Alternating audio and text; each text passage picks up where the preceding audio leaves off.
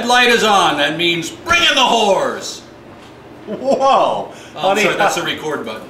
I'd like to mention that this is being shot at the Cosmo Club, but I have nothing to do with the whores, honey. Just remember that. All right, we're back at Electric Football, and here we're going to take you to one of our favorite places to go, the NFC South. Last year it ended up this way, believe it or not. And we argued about this. I watched our last year's episode. We argued whether the Falcons could beat the Saints in the division, which they did. It ended up Falcons, Saints, Bucks, Panthers, and the Falcons by 2 games. Surprised the crowd out of me. Were we right? Is that what you're saying? No, we both picked the Saints. Oh, so let's get it right this year. It's going to be the Falcons this year. You think so? I do. I vehemently disagree. Care to throw the battle dance?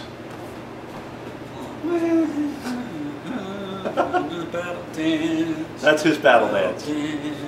Okay, it's more of a hula than it's a battle hula. My neck hurts. Anyway, the Falcons are going to win because they're coming into their prime. Matt Ryan is as good as Drew Brees. I said it. Oh yes, I did. Wow. I can't argue that. I think you have to remember now that Roddy White and Julio Jones, the 6th pick, be good. I watched him in the preseason, and they were forcing the ball to him. He's going to be real good. Yeah. He looked a step faster than everybody else on the field. He did.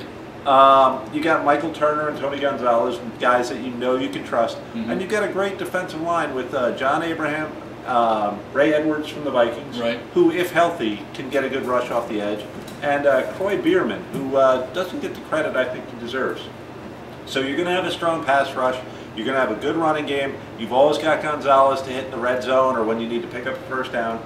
And if Julio Jones pans out, I think they've got a much stronger set of skill players than the Saints. You know what, Steven? You're right. I'm changing my pick. I had the Saints coming in here, but you know what? You're absolutely right. They are the Saints now. They're the Saints of 2 years ago. They've got the better backs. Not that the quarterback's better, but probably the same quarterback. Julio Jones brings a whole new dimension to this team. I mean, they were running these quick little slants. You didn't even see him until he had the ball, and then he was already 10 yards down the field. I think you're right. I'm changing my picks. There you go, folks. I hope you're changing your picks, too. And that's not to disrespect Drew Brees, who we love. Second-round pick, has made a Hall of Fame career, is an All-American guy that's helped out the city of New Orleans. You couldn't ask for a better guy. No, I love the guy. But they lost Reggie Bush. There's going to be a question about whether they can run the ball consistently or not. They got Darren Sproles to take his place. It's the same player. And probably a better player. It's similar, I guess, but you don't have guys that have proven they can take the pounding, and when they need to put their head down and get 3 yards for a first down, they can't do that. They're really not proven there. The defense is aging a bit. I don't see the Saints being the team they once were. Well, they were probably winning the division because no one else had caught up to them yet. Maybe the Falcons have come and caught up to them. I think the Bucks aren't far from catching up to him either. I think Josh Freeman is probably the most underrated quarterback that's out there right now. I'm going to call him a flash in the pan. I think he had one good season. Really? Yep. Okay, flash in the pan, up and coming. Folks, in 3 years when you're watching this, when you're going back to this tape to watch. Folks, if you're watching this in 3 years, you have serious issues. Yeah. If we, what did Steven Stu say in 2011? Let's go back. Let's go back to that YouTube.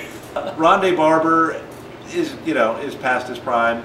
They've got He's 72 years old. Aqib Talib, who seems to have some anger issues and some authority issues. And he can't spell it. And LeGarrette Blount, also famous for knocking out that guy in college. Oh, that's who that. I knew he was famous for something. Yeah. So I don't think the Bucks are quite there. Whenever I hear the name Raheem Morris, I always think of Do the Right Thing and Radio Raheem. Oh. This has been a Spike Lee joint, in case you're missing that reference. And Raheem was what Bugs Bunny said to get the door open. They also the Bucks drafted a couple of defensive linemen in Adrian Claiborne and Daquan Bowers.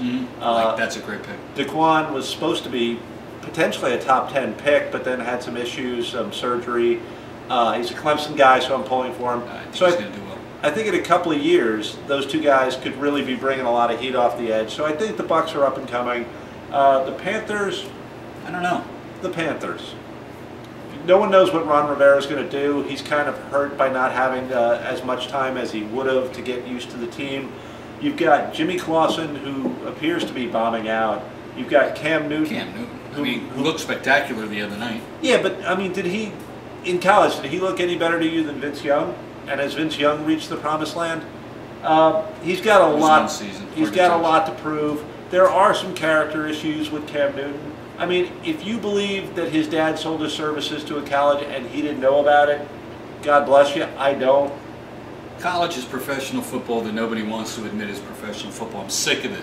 Get over it. You know what? Give the kids money. Give them swag. I don't care. We watch the game. I don't care what they do after that. This is all bogus. It's a whole other rant. So the whole Miami paying players and getting them prostitutes that broke yesterday? Well, it's the red light. I mean, is anybody going like, oh my God, the University of Miami cheating? I mean, it used to be, when Notre Dame and them were playing, it used to be called the Catholics versus the criminals. Yeah. I think everybody knows that there's been an underground economy in college football for a long time. I saw it personally at Clemson. I'm not going to lie to you. I know they were paying players. I don't think this is going to break anybody's heart. I don't think I'm selling out my university. Oh my God. But I do think it's a little bit offensive.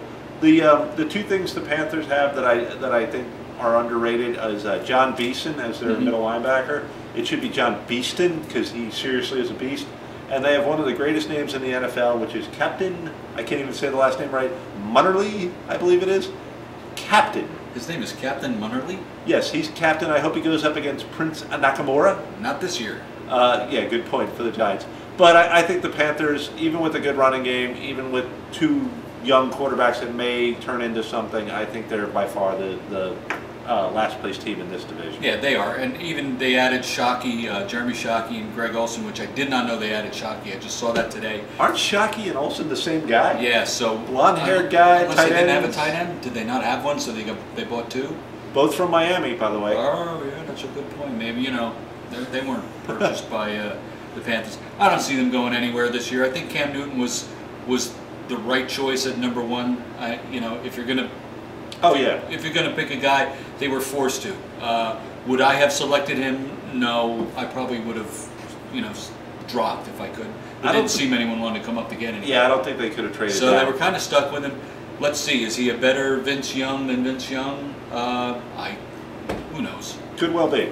Who knows? So yeah, you changed my mind. I think the Falcons are your division winners again this year.